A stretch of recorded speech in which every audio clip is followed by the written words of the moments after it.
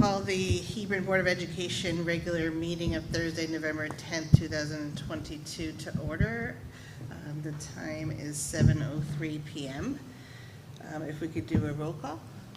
Joe Margaitis, Board Secretary. Ali Schmeisel, Vice Chair. Heather Pettit, Chair. Tom Baird, Superintendent. Don Briere, Director of Educational Services. Caitlin Schalar, Business Manager.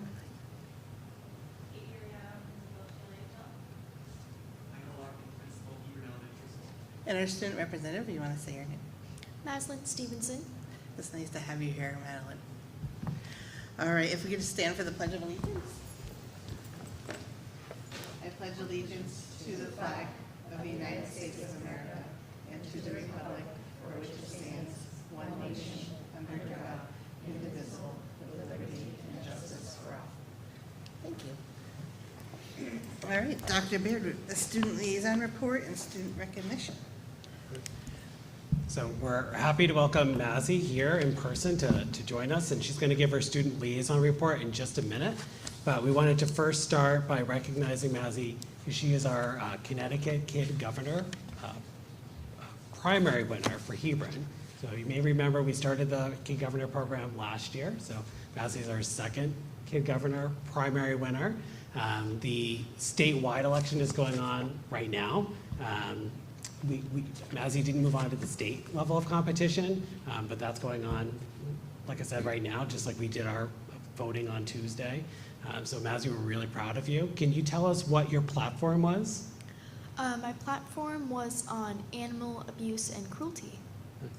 And how did you come up with that idea? Why did you decide to focus on that? I think it just makes me really sad when I hear about people and how they mistreat animals and the dog fighting rings and stuff, and I just wanted to make a change. Can you tell people what you had to do as part of doing the Kid Governor program? Well, I had to film a video over the weekend that included the steps and the lists of how platforms and such, and I had to study my issue and fill out a poster that would be sent to the state. Did you have a good time? Pardon? Did you have a good time? Did you like doing it? Yes, I had time and I like to do it. Yeah. Well, we're really glad that you are our winner. I don't know if anybody else has any questions, but I know we want to take a picture because we're gonna do some sharing of this news out in the community. And Yeah, that'd be great. Congratulations, Mazzy. Thank you. That's a wonderful. All right, Dee's going to take our platform. picture. Yeah, we can all go up. Oh.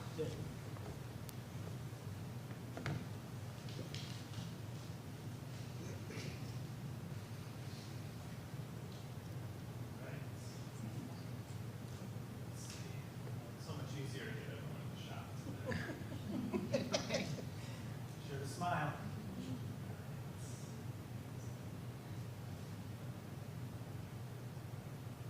Thank you. We should put that all over.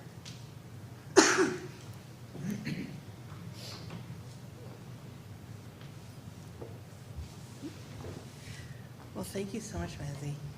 And thank you for representing Hebron so well, and congratulations, and great job.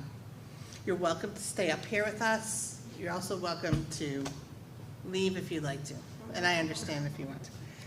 And Mazzy, you're going to give your report too. Oh, okay, awesome. Sorry. Good evening. My name is Massey Stevenson, and I'm a 5th grade student at Hebron Elementary School. As Kid Governor for this year, I will be sharing with you all the amazing things happening at HES. Events. The week of October 17th, we had Unity Week. Throughout the week, students were involved in daily activities that focused on choosing kindness and how to be an upstander. We created a long orange link to demonstrate how we can stand up against bullying. We designed t-shirts to support kindness, and we wrote letters to those we care for. Our first CARES word is cooperation. After a school-wide assembly led by Mr. Larkin, we started our CARES group. Each staff member in the school has a group of students from mixed grade levels. At our first group meeting, we got to meet students from different classes and did a fun cooperation game with beach balls. It was a hit throughout the school, and all staff and students were really excited for the next one. This week, we brought back the Veterans Day Assembly at Hebron Elementary and invited veterans from the Hebron community. Each grade level learned an armed services song in music class, and the 6th grade band played the national anthem. A cappella, our select chorus, also performed a song titled Thank You Soldiers. For Choose Love, we now have a Choose Love promise that is posted in our building. It was created by our very own staff member, Mrs. Minus. It says, pardon me, our Choose Love promise. I choose to use my courage to do the right thing and to be grateful for every day. I will use my courage to live a life of forgiveness and compassion. I choose love today and every day to nurture, heal, and love people of the world. I choose to be happy, not angry. I choose to help, not hurt. I choose to appreciate, not complain. I choose to be thoughtful, not resentful. I choose love, not hate. I cannot control people, places, or things, but I can control how I respond, and that gives me power to change the world for the better. I promise to always choose love, even when it is hard to do so. It is up to me who I become in this life by the decisions I make, and choosing love is the most powerful movement I can use to be happy and successful. We can't wait to share more updates from HES. Thank you for your time tonight. Thank you so much. I love that So report. So I had a question about the t-shirts. I don't know if that's for you or Dr. Baird. I'd love to see the design one day. And are we going to order t-shirts? That, we have not talked about that. We should talk about that at your next meeting. Thank you so much. I really appreciate it. Good. All right. You can stay with us, or you can go. But I like that you're up here. Yeah. Our district advancement plan update, social studies. So I'm going to invite Allie and Julia to come on up. Should I move? I'm going to move toward you. Yes.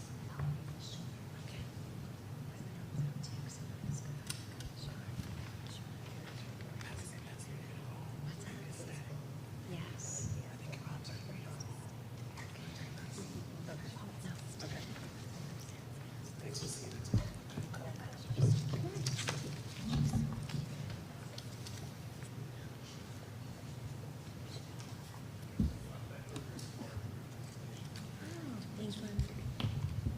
Can you see over my big, Oh, yeah, you're good. my gravy here? All right, well, good evening. We'll get started. Mazzy's definitely a hard act to follow. Job well done.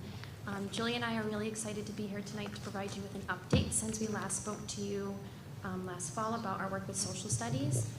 The way tonight will go is we're going to kind of recognize those members of our curriculum committees and the hard work that they did. We'll give you a brief update on the units of study and the work that was completed, and then kind of give you a glimpse and let you be a fly on the wall by providing some pictures into what's been happening in our schools this year, and then we'll end with some visions and next steps. To start, at Gilead Hill, we'd just like to recognize and express gratitude for these members of our curriculum committee. We had a grade level rep from each of our grade levels, as well as a member from our Unified Arts Department, and we also had the support of our Dean of Students. This was a really nice group. The collaboration was amazing, and it was really important to have this group come together because of our emphasis on making sure that social studies and our approach to it was interdisciplinary. Each of these really was a nice piece to our puzzle.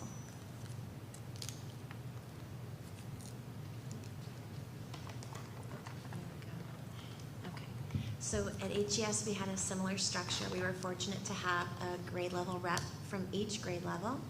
We also had Dane Much, our Dean of Students, who's here tonight to help us incorporate SDL into our programming. And Miss G joined us from the Unified Arts as our Unified Arts rep to help us find those interdisciplinary connections that Allie spoke of.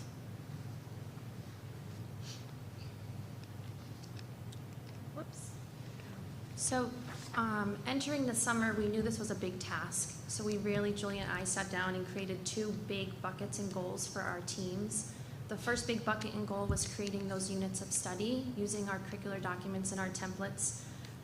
In order to do this, we as a team really analyzed closely the standards, the contents, and the themes together. This really helped us develop a unit overview, which was really kind of, to put into picture for you, just like an elevator speech. So when you take a glimpse at those documents, really just an overview, a couple quick sentences as to what the big ideas, those essential questions in the vocabulary would need to be. These units of study are a great guidepost for our teachers in moving forward and will really house all of those key elements to our units moving forward. And those key elements come into play as you look at the right side of the screen at the learning plans. So once we had the units of study identified, we set to work on the curricular framework that included the learning plans. And so in the creation of those learning plans, our hope was to create clear learning outcomes with learning targets that connected our lessons to the outcomes that we hope for our units. We also wanted to design engaging learning experiences to increase the motivation and the excitement of our students. We also wanted to select instructional strategies that would have a high impact with our students and make the content as engaging as possible. And considering what we were teaching, what was the best, or what is the best strategy to convey that. We also wanted to make sure that the resources that we review and select provide access to the material that we're teaching and that they're engaging as well. As mentioned before, we want to create as many interdisciplinary opportunities as possible because that increases the impact of what we're learning, and it also increases the relevance and helps ensure that the learning stays with the students well beyond any assessment that we give. We are also looking to build inquiry into our learning plans, to build curiosity and a genuine interest in the social studies. And then the final piece of our learning plans are the assessments, and not necessarily end-of-unit assessments, but formative assessments that we give throughout the teaching to ensure that our teaching is hitting the mark, and if there are adjustments that need to be made based on our students, that we're doing that in real time.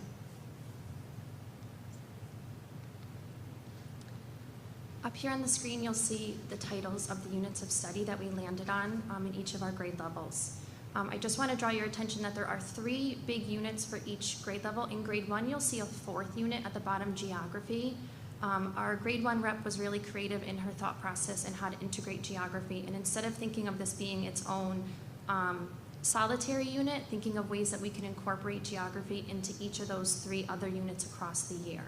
So although geography is listed as a 4th unit, those skills and content and themes will be woven really creatively into the citizenship within the community, families, and then our needs as well. You'll hear Julie and I, we were joking before, but please don't tally the amount of times we say community tonight. It really just is a huge theme across not only the work at Gilead, but also at Hebron Elementary School. In kindergarten, our units really focus around bringing to light for our youngest learners that they're a part of a community in many different ways. They started the year this year, our kiddos were invited to bring in All About Me posters to their classrooms and share all about their families and make connections with others and see how their families are similar and different. They then will move into a study on themselves within their school community and figuring out their role and responsibility within that community at large. They'll end the year with our last unit with me and my community being our town of Hebron and learning more really about community workers and the important roles that they play within our community. In grade 1, we really focus on citizenship, the roles and responsibilities, the qualities of a good citizen and those characteristics. They'll then move into a really nice comparison of our community then and now, really focusing on the difference and the changes, how Hebron has evolved over time, studying how school has changed, how families have changed, jobs, transportation, communication. They'll then end the year with focusing on our needs, especially zeroing in on services and goods that Hebron provides to make Hebron really a thriving community. Grade 2, we're really excited about. This feels like a nice bow on our wrap-up before we send our kiddos off to Hebron L. They're going to focus on people who made a difference in our community. The first unit is really helping them pull out qualities and study influential figures that made an impact. Unit 2 focuses on people who made a difference in our world, highlighting some really key characteristics that what made us decide to remember these people, and what are things that we can emulate and almost copycat and do what they did to make a difference in our community. They're going to end the year in 2nd grade by developing ways that they can make a difference, really focusing on issues that are personal to them and thinking of really practical ways that they can solve and make an impact. Here, this next slide, really, we just wanted to give you a glimpse at what's gone on so far this school year. You'll see some pictures, but the pictures don't encapsulate it all, so I will just go into detail about some of those bullets at the bottom.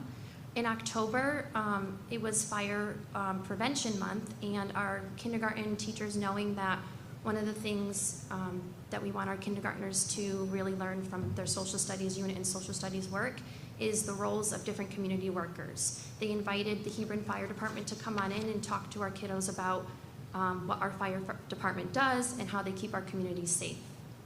Also in October, and this pairs with our bullet about town meeting, the Lions Club donated a wealth of social emotional learning books to our classrooms for our libraries to support our Choose Love units. We invited the Lions Club in to our town meeting in October. Every single grade level got to hear from the Lions Club and learn about really what a community is, what makes a community, to learn more about the Lions and their work in making a difference in our community, and then see firsthand and thank them for their generosity and the impact that they have on our schools. Our second grades, for the first time in a couple years, it was really exciting to get them back to the Hebron Fair. What's really so special about this visit is that they get to see it really from a community perspective. They're there during the day when it's not crazy and the rides and the games. They really get to, it resonates with them how important it is to come together for a really good cause. PBIS and Responsive Classroom support our work with social studies as well, thinking with our students critically about the importance of rules for not only safety, but everyone's happiness and kindness. Our student council actually just formed with our Dean of Students, with Sarah Haynes. She's met a couple times with our students. Over the course of the year, they'll work on identifying solutions to issues within our building, which really ties in nicely to our second grade social studies units. Officer Tom has been also a great resource for us. He's gone in and woven in some of our health curriculum within our classrooms, K-2, and talking to our students about the importance of safety within our community. And as the year progresses, he'll also talk to them about how they can do their part in keeping our community clean.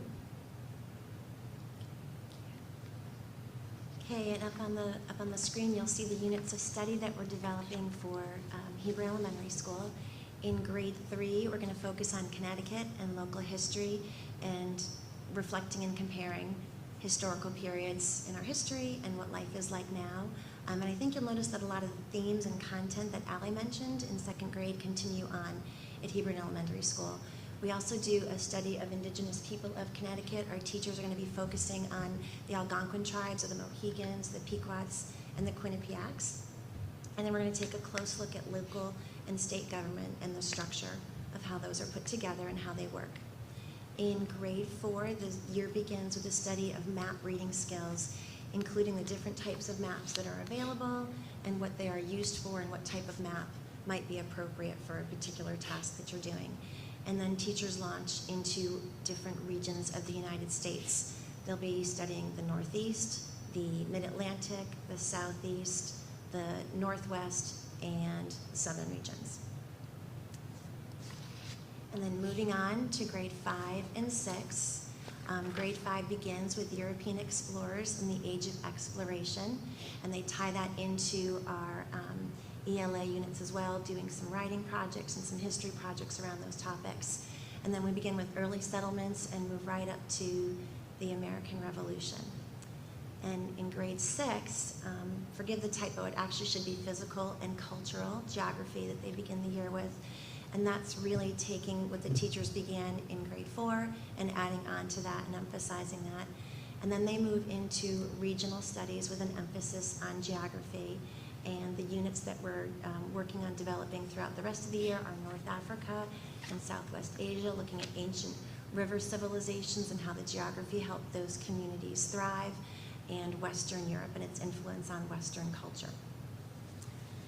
And then a brief glimpse at social studies in action at HES.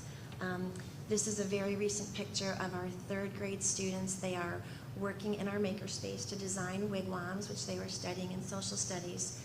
One of our curricular team members this summer, Jennifer King, who's a third grade teacher, collaborated with our library media specialist, Katie Finland, to make this a possibility. And you can just tell from the students' faces they enjoyed the work very much, and it was a great opportunity for them to use the makerspace in a relevant way. And without echoing too much of what Allie has said, one of the reasons that we use the word community so much when we're talking about social studies is because part of our social studies frameworks are the C3 frameworks, which we shared with you last year. And that's all about college readiness, career readiness, but also the civic readiness and knowing what it is to be a good citizen. And so these 6 bullets are just examples of how we're committed to developing those aspects of the C3 frameworks at Hebron Elementary School, building community in our schools, our neighborhoods, and different groups and organizations. So our responsive classroom, each day our students begin the day with a morning meeting that brings them together as learning communities, but social communities, and how they're not just responsible for their own learning, but their learning of their peers and the support and engagement of their peers. Our Choose Love program goes a long way to build that community as well, especially through compassion and action efforts under the guidance of Dana Much, our Dean of Students. Our CARES groups that Mazzy mentioned before bring together unique communities that students wouldn't normally get to be a part of. Those are mixed grade level groups that come together, as Mazzy said, to do cooperative activities and some problem solving. And that was met with a lot of enthusiasm when it was launched just a few days ago. Our student council does a great job at advancing that civic mindedness.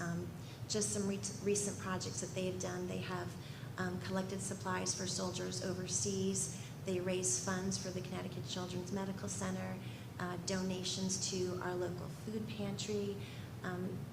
Coming to present to the Board of Education like Mazzy did this evening is just another great example of community outreach and involvement. So those principles of being a good citizen are edified in many different ways. She mentioned our Veterans Day Assembly. She really kind of stole my thunder on this slide, but we'll let that go. And the Lions Club also donated some wonderful social emotional books that are being used by all of our teachers. So that's a glimpse of social studies at HES. While a lot of work has been done, Julia and I and our committees recognize that there's still room to grow and improvements to be made. We recognize that with curriculum, it should be revisited and revised and updated. So here on this slide, we just outlined 3 of our big next steps that we'd like to stay committed to. The first step being reflection and revision. We would like to reconvene our curriculum committees as the year goes on to provide an opportunity for reflection and revision, really reflecting on what went well and even having a chance to pull out those pieces of what can we do better next time to have more of an impact. And this will just help us to continue to develop really, really polished units. In addition to reflection and revision, Julia and I want to stay committed to really partnering with those resources within our community. You'll see a name on there, John Barron. He actually reached out to Dr. Baird after our board meeting last year and offered his not only collaboration, but his wealth of knowledge and resources. Julia and I are so thankful and have so much gratitude for all that he's offered us along the way and look forward to his help even more. He is an educator in social studies of 30 years. He has worked at Old Sturbridge Village. He has a lot of museum experience as well. And he does a lot at the Hebron Historical Society. He has offered, to us in terms of local history and regional history, he is just so motivated and excited to really make an impact and weave in local history to these units. He's always asking us, how can I help and how can I be a resource to you? I think, correct me if I'm wrong, I think he was a social studies teacher at the older age. So he really leans on us to really ask the question, what would be most developmentally appropriate? He sent over a ton of pictures of Hebron long ago for our grade 1 comparison unit. He's actually working on making hands-on kits, bringing his experience from what he did at Old Sturbridge Village. He's thinking about actual hands-on items that our kids could really just play with and have that inquiry opportunity to think about how life would be long ago, especially here in Hebron. So we're really, really excited for that connection. In addition to John Barron, just making sure that we partner with our historical society and bring in local and regional partnerships and establishments to really weave in. I think the richness and the most excited thing for our kiddos is to get that local history embedded within these units. Our third commitment and next step between the two of us would be just really focusing on resources. Over the summer, our grade 1 and grade 2 teams came across a resource known as Studies Weekly, which is similar to that weekly reader that I had talked to you about last year, our Scholastic News. It's basically a weekly magazine for our kiddos. What our grade 1 and grade 2 teams found was that it would really give them a nice background in the vocabulary around community and responsibility and citizenship. Our kindergarten team didn't find that it would really be a best fit developmentally for our students, so they were thinking to forego that now and look at other resources, but moving forward, that is something that grade 1 and grade 2 would like to consider. And at HES, in addition to the primary resources that Mr. Barron has so kindly provided, our third grade students have a great resource called Connecticut Where I Live. It's actually put out by Connecticut Explored, and it takes articles that are written and kind of reworks them on a third grade level. And it's very expansive and detailed, and it covers different towns. In fact, one of the things that you can do with CT Where I Live is answer a profile of questions for your own town that they will consider publishing, and Mr. Barron has helped us quite a bit with that.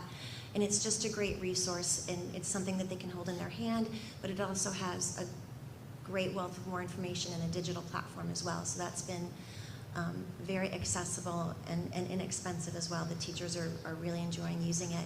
And we're fortunate enough that we also have Discovery Education. The 6th grade uses what's called a tech book that matches up with their units perfectly and provides maps and videos and lots of different resources that help support the work that 6th grade is doing, and it also supports the work that 5th grade is doing. 4th grade is working on looking at some different resources to support their map skills. But I think we're in a much better place than we were last year in terms of resources, and what we selected last year is still very much working for our teachers.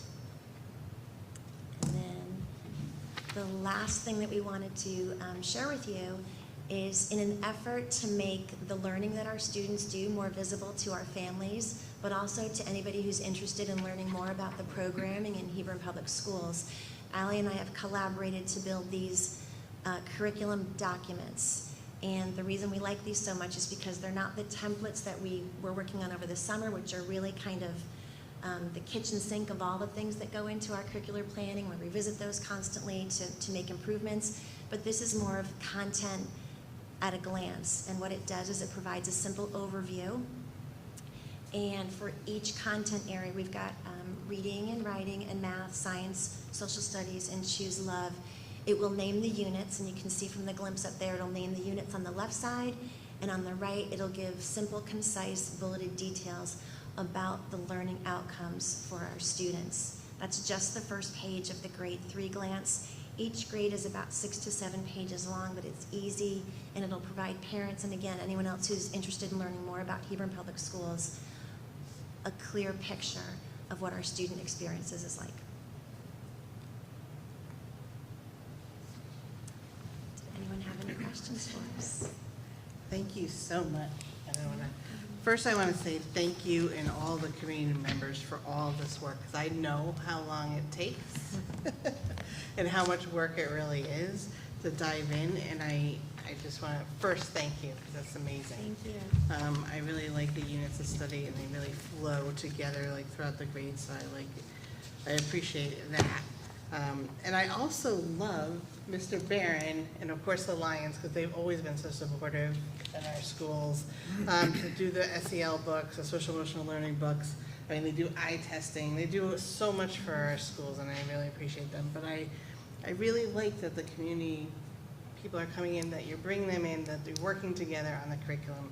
I think that's a real testament to our school district. Does anyone else have any comments or questions? No, I think it's fantastic. Excuse me.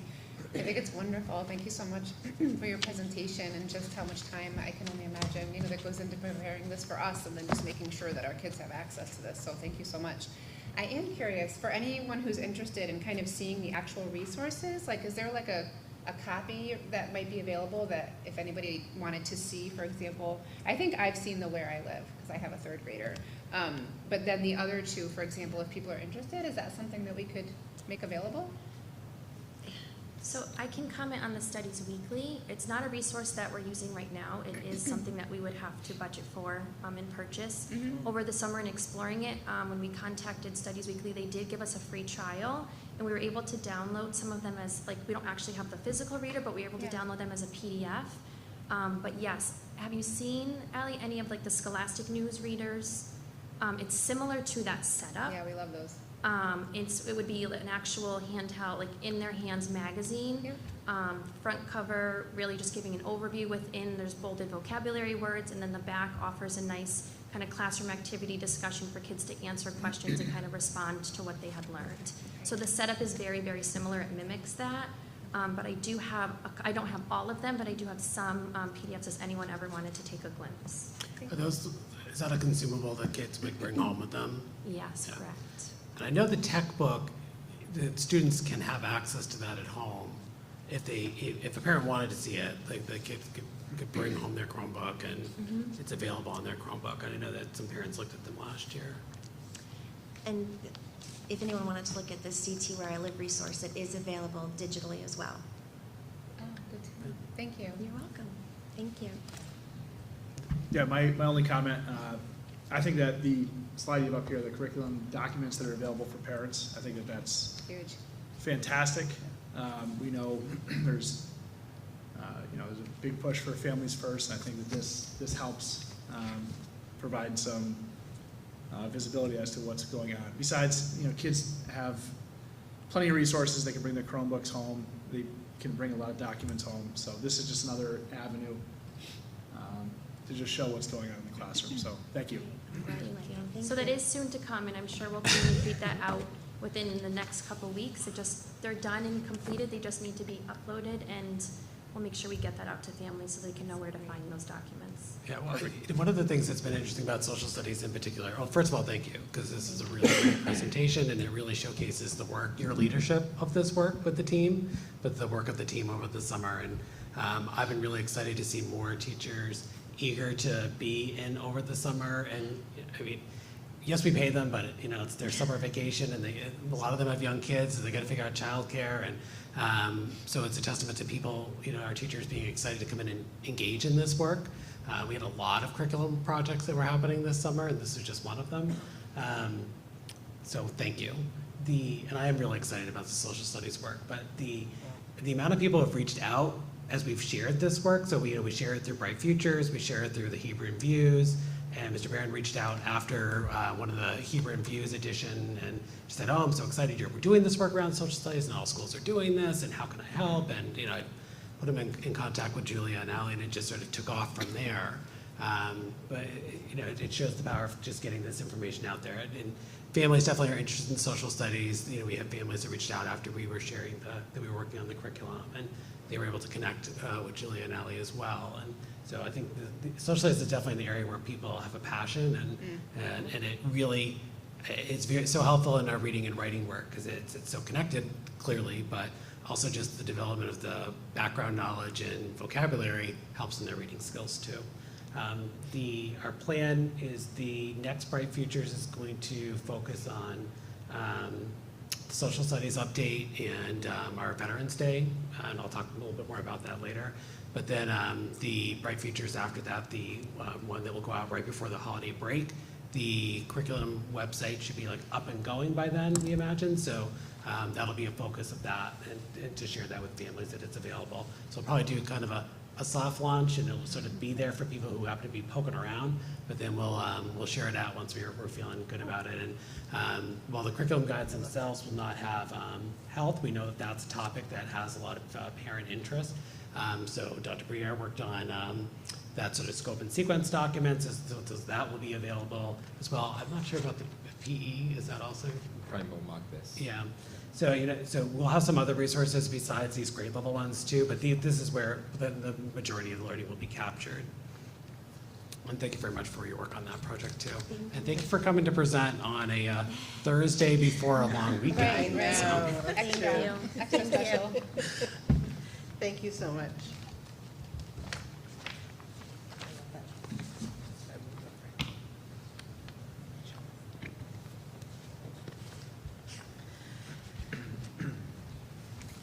Okay, so public comments. The Hebron Board of Education values the public comment period as it represents an opportunity for members of the public to express their views to the board on matters within the board's authority. Procedurally, public comments will be limited to 3 minutes per person, and citizens will be asked to identify themselves. All comments must be directed to the board and not to any individual board member or individual member of the administration. The board and the administration will not respond to questions or engage in dialogue during the public comment period. The board and administration will determine when and how to address questions that arise during the public comment period. And is there any public comment at this time?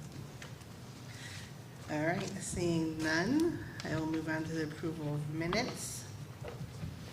So that's maybe I'll make it, 'cause it's 3 less. I will make a motion to approve the regular meeting minutes of October 13th, 2022 as presented. So moved. All right.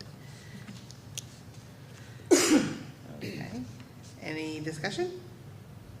All in favor? All right, motion passes unanimously. Thank you. Next is discussion and possible action regarding the 2023-2024 academic calendar and the 2023 Board of Education meeting schedule. So why don't we start, Dr. Baird, with the calendar? Sure. So in your packet, you have the draft 2023-24 academic calendar. The calendar committee met. Allie, I think, were you at that meeting, right? So Yeah, I there, was there. oh, and Heather too. Yes. Sorry. That's okay. There are some significant changes in this year's or next year's calendar, really resulting in updated employment contracts. So I'm just going to talk about a couple of them. Most of it focuses on family engagement, so open house and parent-teacher conferences and professional development changes. So and I know there was a question too about this year as well, like open house and when is that, et cetera. So current contract, teacher contract, has one parent evening activity beyond parent teacher conference night. So we have one open house, and so last 2 years we had moved those to the spring and did them as more of a curriculum showcase type activity. So that's the plan again for this year. So that's when our one sort of contractual obligation is for staff.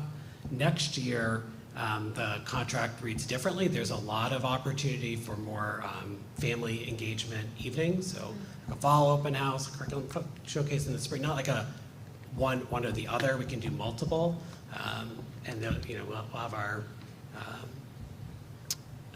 invention convention night, all of those kinds of nights. There's a lot more flexibility with the contract language for different staff to have different evening activities that they're doing. So that was a focus of the negotiation committee, and the teachers were very receptive to that change. So you'll see that reflected both in the evening times, but also in the parent-teacher conference night. So on election day, in the fall, we have our parent-teacher conference day and evening conferences. Next year, you'll see that in March instead of early release days in March for parent-teacher conferences. Just like we have in the fall, there will be a full day and then evening of parent-teacher conferences. So that's a significant change. There's still the same number of early release days for professional development. So we basically repurposed those parent conference early release days to be professional development focused. And that's also because there's less scheduled professional development days. Teachers still have the same number of hours of professional development, but they're going to be able to have flexibility to schedule it on their own time with their evaluator. I think that's a great move to really individualize professional development for staff. So there'll be 3 professional development days scheduled. The first 2 days at the beginning of the school year, which are in August, so you see a pretty typical August start time. And then we are shifting the last full professional development day for teachers would be on referendum day. And that is so that we do not have students in the building when our building is not as fully secure as we would like it to be at Hebron L, because we have voting for referendum. So it's also a security feature that we're looking to change. And that influences our discussion on our next item on the agenda, so we'll talk more about that when we get there. The result of the changes means that students will get out 1 day earlier because there's just less scheduled days for teacher professional development. So there's a 1 day earlier exit for students at the end of the school year and 2 days earlier exit for teachers. One other thing I'll just note or mention is we don't have the exact same number of professional development days and early release days as RAM, Andover, and Marlboro. And in the past, there have been early release days where we have an early release day, but RAM may not, which means that buses get to RAM 15 minutes late. There's not a lot of them, but they exist. It's not a huge deal, but like it would be better if we didn't have any days that were misaligned. So I would say that every year we've gotten further to minimizing how many days are different. And with next year's calendar, with a collaboration across the 4 districts, we have maximized being the same. There's still will be a couple of days just because of contractual differences or exam schedules, things like that. But any days that could be the same are the same, which is not something you could have said another year. So that's a nice collaboration. And then the last thing that I'll mention is just the note around April break, and if we need to take days from April break because of a freak snowstorm or something like that. RAM and us have not always been aligned with how we've described how we would take the days away from that. Sometimes when Easter would come up or Good Friday could impact that. That's not the case next year. So to align with RAM, I thought they made a good point that it would make more sense to take days from the end of the week rather than the beginning of the week, because we have an early release day on the Friday before, so it just would make more sense to back them out versus then have an early release on a Friday, then have no school or have kids come to school on Monday or something like that. So that's a change too. The reality is that if we're actually taking days, we're still going to have some conversation about it. So that's the calendar. The draft meeting dates for the board meetings follow the typical pattern to correlate with the calendar. The only thing I've kind of note there is usually we have to move the September meeting to be the 3rd Thursday because of the Hebron Fair, but because of where Labor Day falls and when the 1st and 2nd Thursdays are, we don't need to do that next year. So I think the only month that needs adjustment is April break week. And one of the other nice things is across, when I first came to Hebron, EastCon and Learn were not the same, weeks as CRAC in terms of the regional time for April break. And over time, all 3 regions have settled on the same week, which has been nice. So we'll see less conflict for staff in terms of, they work here and they have 1 week for April break, but they live in a different town and they have a different week for April break. There's much more, it's much more common now to have the 2nd week. Thank you. Yep. So do you have, I start with the 23-24 school calendar. Do we have any discussion or any questions on that? Just air on November 2023, Wednesday, the 22nd is marked as 23 plus early dismissal. Oh, okay, thank you. Good catch. That's what I'm here for. You are the secretary, right? That's right. Yeah.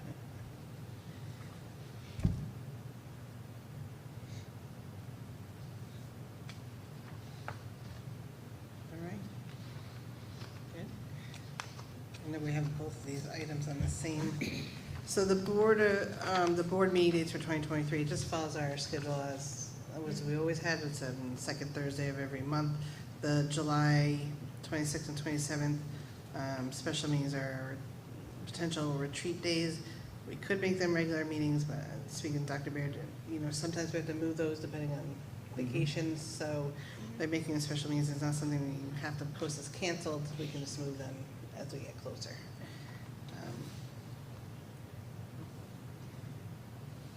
But if we are good with both, we could go ahead now. So we have no meeting scheduled in August. We haven't in the past. We could add one in, but due to like the end of July retreat, we didn't in the past. We could add our business to one of those meetings if we had some. But it's up to you. I know we've had that discussion in the past. And we had some in the past to get, with COVID and everything, but now we don't. Right, yeah, we had to before. We had to Yeah, add one. we had a lot. Yeah, yes. I feel like we've had all of our August meetings I feel like we have in this. of all time. We could always add one now. It's a It'd long just be stretch special. between June 8th and September 14th, that's all. Right? Yeah, I mean, we could add one if we want. And we could always cancel it if we don't have business. I mean, nothing that I would prefer to do on a summer, August, Thursday night. It's right before school, so yeah, I Exactly. always am cognizant of Yeah. people's vacation times. If we did do one in August, it would be August 8th, so we'd be meeting on July 27th potentially, and then again on August 8th. I'm sorry, August 10th. August 10th, sorry. We could add it if you like. Give me attention. Feel free. I don't wanna ruin some people's plans. Huh? I don't want to ruin anything summer plans. Well, I don't know that it would. We can add one. Yeah, let's add it in. All right, so we're Oh, going to 20th. add in August 10th, Got it. 2023. I'm sorry, what did you say that again? Thursday, August 10th, 2023, rather than as a regular meeting. I may be on vacation that week, so let me catch up to you, all Told you. right? You better be Told here you. because you proposed it. Yeah, I know. I gotta make sure I poke around. I'll remember that. I'm sorry, which one? Mr. Margaitis is not going to schedule vacation that week. August 10th? Is that what you said? Yes. That is my daughter's birthday. We are typically away. Yeah, so 17th?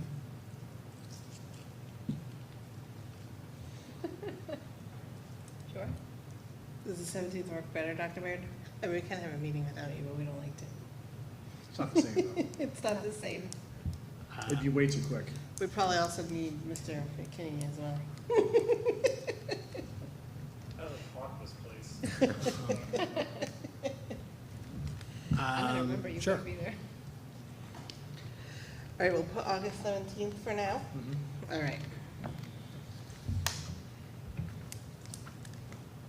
Okay. I'll regret it that day, At I have seven, your- at I have your seven, initials right there. You better be there. at 7 or 6 for the summer? 7. 7. Just because people's work schedules.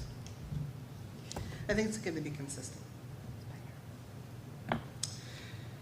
All right, so can I have a motion to approve the 2023-2024 academic calendar with that revision, as well as the 2023 Board of Education meeting schedule with the added August date?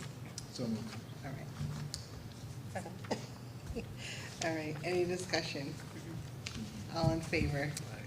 Aye, aye. Motion passes unanimously. Thank you.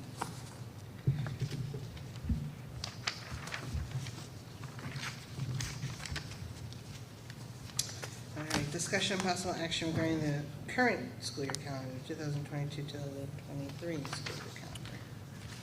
So we brought, you heard me mention before that we moved we put a professional development day on referendum day as a security precaution.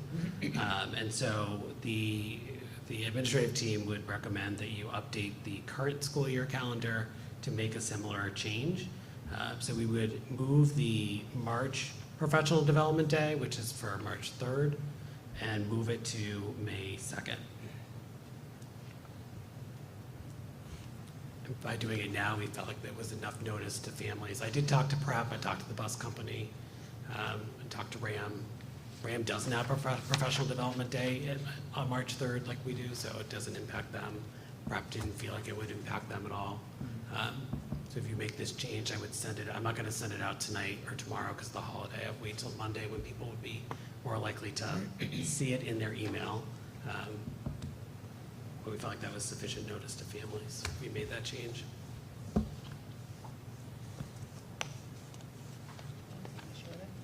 Yeah, Fine. yeah. Any discussion?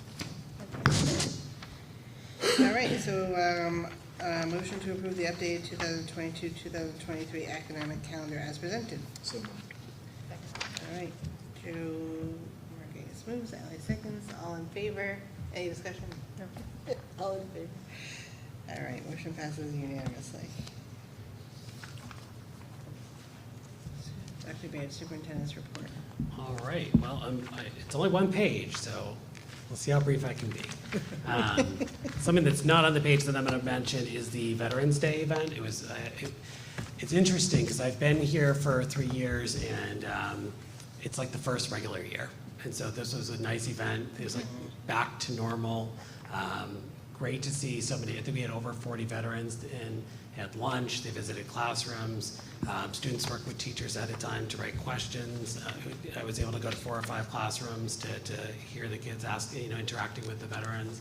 A lot of family members, kids coming in. Kids so proud of their family members.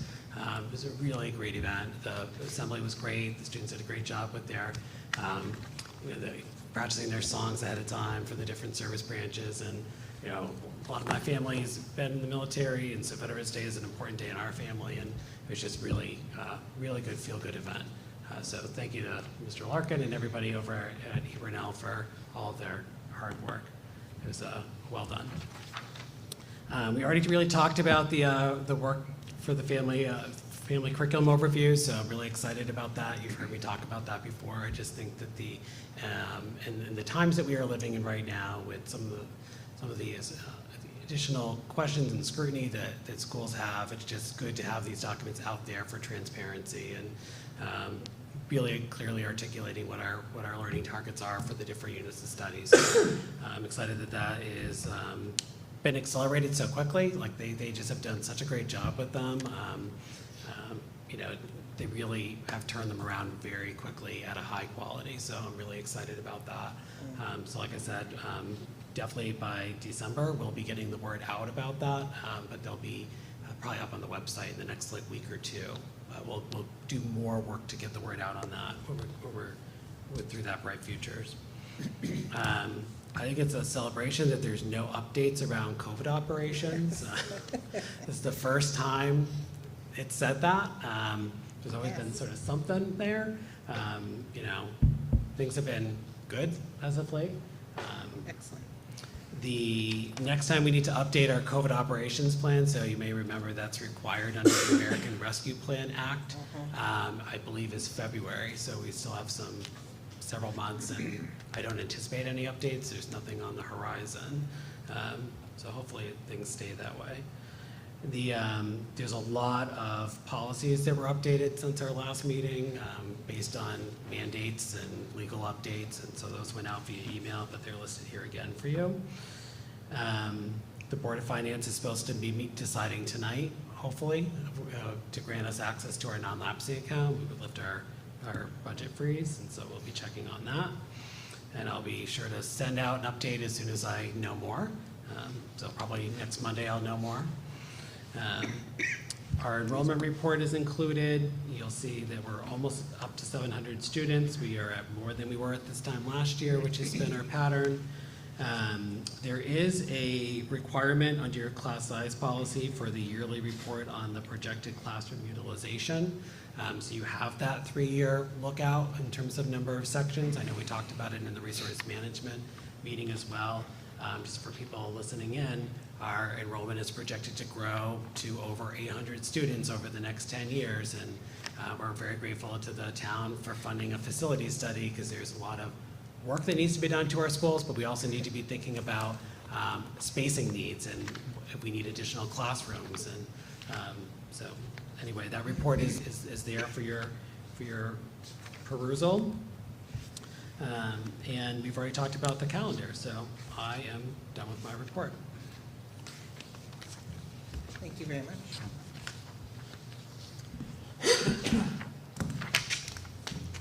Okay, the business director report, business manager. Excuse me. So a quick update for our technology department.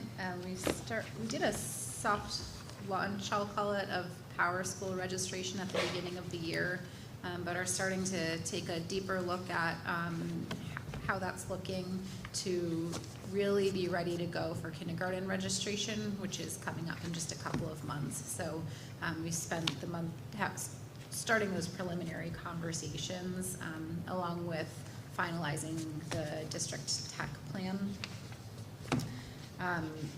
Similarly with facilities, we've been working on our CIP requests, so reaching out to some vendors for pricing and prioritizing some of those items, as well as taking a look at our preliminary budget for next year and some budget needs that may be coming through the end of this year. So there are a lot of, in those two departments, a lot of sort of big picture planning happening during the month of October. Next week, I've got a meeting set up with a couple of representatives from DATCO to talk through some of the delayed bus arrival and drop-off times that we've been seeing in the month of October. We started the year really strong, and we've seen some hiccups throughout the month of October, so we're just going to sit down and have some conversations and try to strategize around some, improvements in that area, improved communication, and take a look at some of the contract language to make sure we're just all on the same page about that moving forward. Our food service department, we had to submit a fiscal year 22 year-end report, and in that year-end report kind of looked at a large balance that we ended the year with, really due to the increased reimbursement costs that we had from some of our federal dollars. And you knew all last year we were seeing meal utilization really through the roof like we hadn't seen before. So we have an opportunity that we don't typically have where there's a good amount of funding in the food service line, so we can really do some work in our kitchens that have long needed it. So there's some equipment upgrades that are desperately needed. We met with a contractor today around putting a dishwasher into our Hebron Elementary School cafeteria. They don't have one, so they're hand washing everything there, and children are using throwaway trays every day. So getting that dishwasher in there, we can purchase reusable trays and be washing them. So we're really excited to finally be able to do that. I had the same face when I got here and heard that was the case. So it was my mission since I've been here. Now we can make it happen. It sounds like a small thing, but it's not. They're That's very right. expensive. No. There's a lot of work that needs to be done in the kitchen Oh, in order to be able to put it in. Yeah, it's a really small space over there, and not really the space usage isn't really optimized. So we'll have to do some additional work besides just purchasing a dishwasher and hooking it up. So we'll be working on that. And can you talk, so I think there's some other things we're doing with the extra funding. Yep, so we're still seeing really high utilization of the program. So I think we talked about this last time. We hired on a fifth food service worker. So she's come right on board and sort of splits her time between the two schools, and she's fitting in right with the team. So that's been great. That potentially is a one-year assignment, but we kind of will see where we are with, if our numbers stay up and we can continue it into a second year, we'll do that. There is an air conditioning unit, one of the kind of mini split units in one kitchen, but not in the other. So we're looking into pricing for air conditioning units, and we'd like to move forward with that. We also are going to be launching a new point of sale software. So Ruth, Dave, and myself will be meeting with a vendor next week. The system that we're using right now just doesn't we can't get into the data that we want. There's a lot, Dave spends a lot of time doing some work and doing some fixes with it, so we'd like to get a new one, and with that will come, well, either way, with or without the new software, we really need new hardware. Our, touch screen register stations aren't really working at all anymore, so now is the time, right? So we have to spend down this funding. It's a requirement of some of our food service funding. So we'll be able to get those new touch screens, some new computers. So really do a nice refresh of some of the pieces in our kitchens that just have fallen by the wayside for years and have really needed this. Was there still going to be any funding to extend the free meals at all with this? So yeah, there is. We'll use some funding to extend free meals. So we're looking like our funding will get us part of the way into December, but we'll be able to utilize the funds to go straight through the end of December, and then we'll need to be charging again for meals starting the beginning of 2023.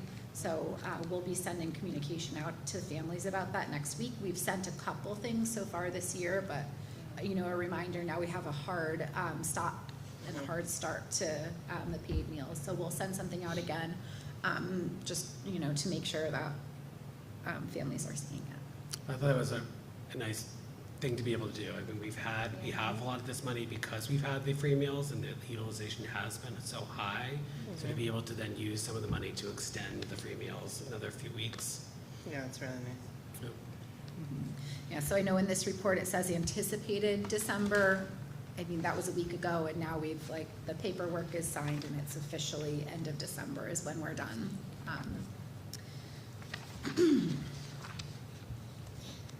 Don't have any updates for you for preschool.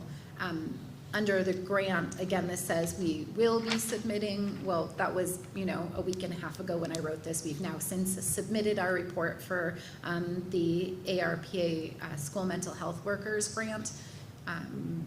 And our goal of this funding is to increase our number of school psychologists by 1.4. The funding goes from this current fiscal year. It's 3 years, including this current fiscal year. So we would have, if awarded, we'd be able to increase those FTEs for the next 3 years. So we wait to hear on that.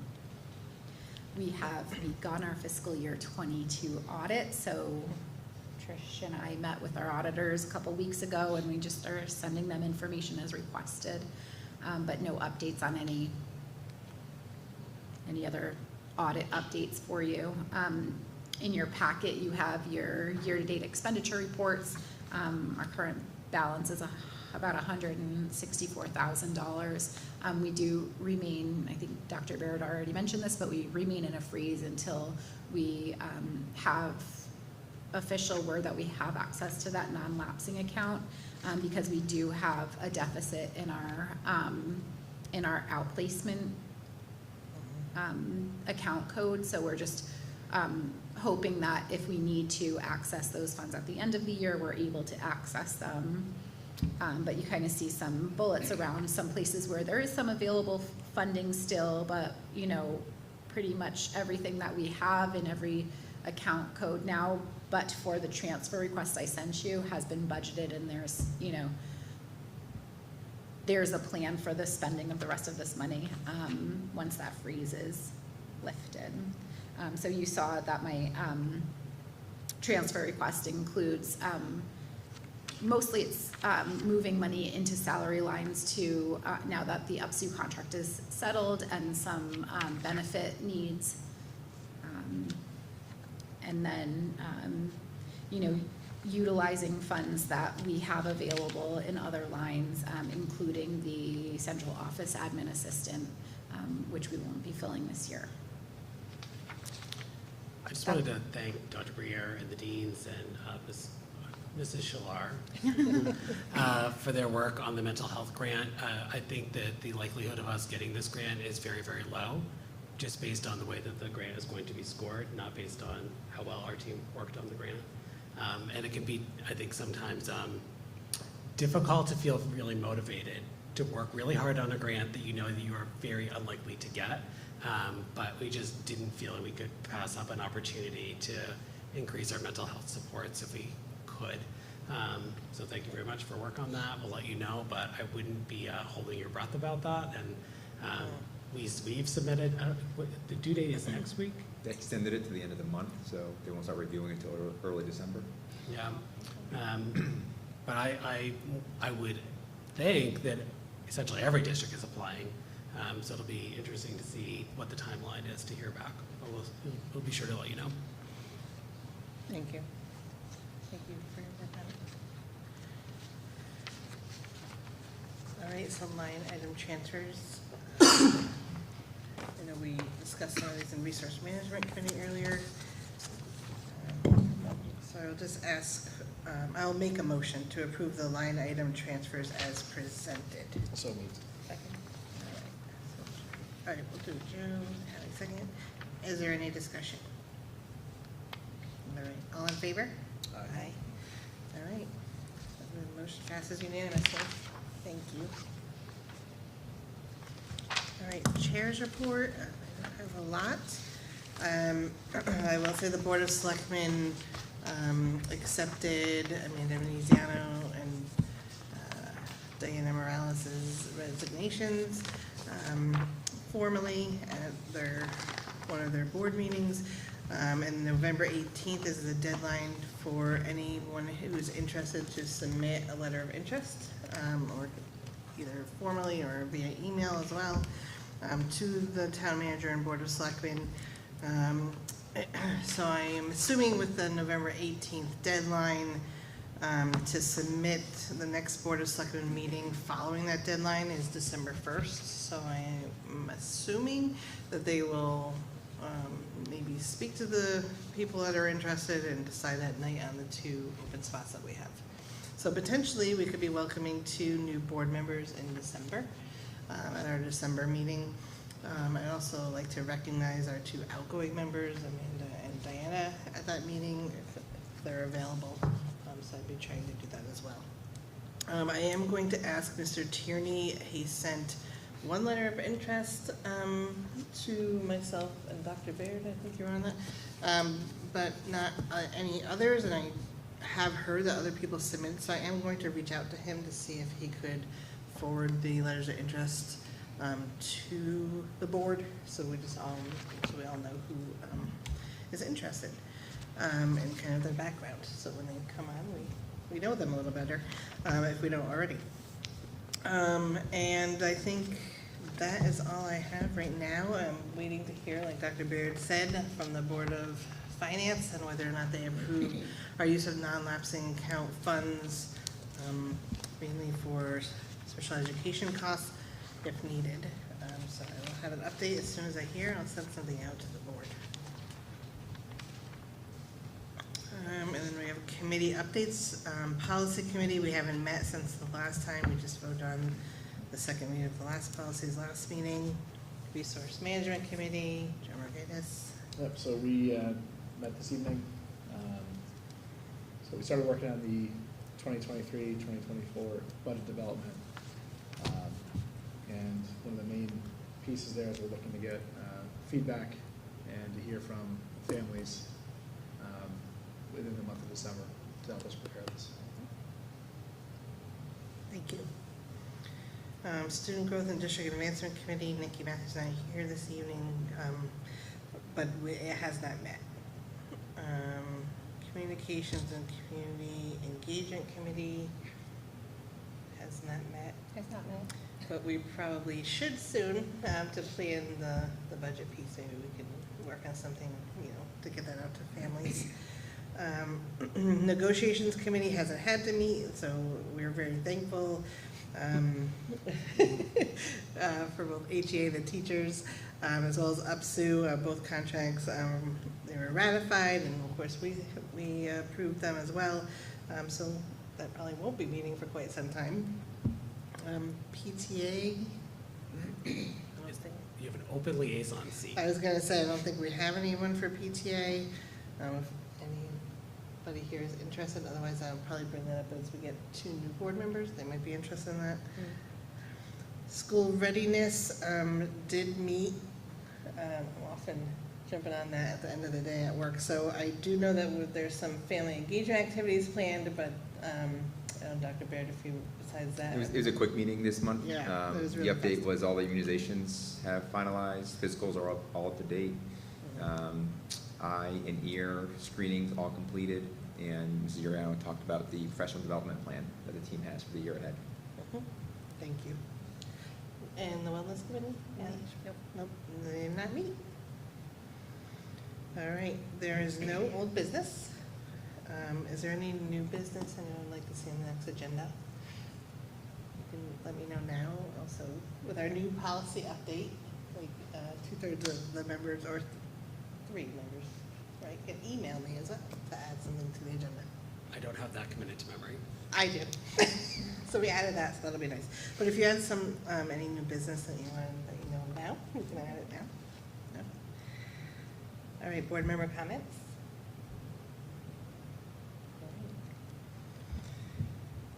Okay, and with that, I'd ask for a motion to adjourn. So moved. Joe. Joe and Ally. Any discussion? All in favor? All right. All right, so we are adjourned at 8:14.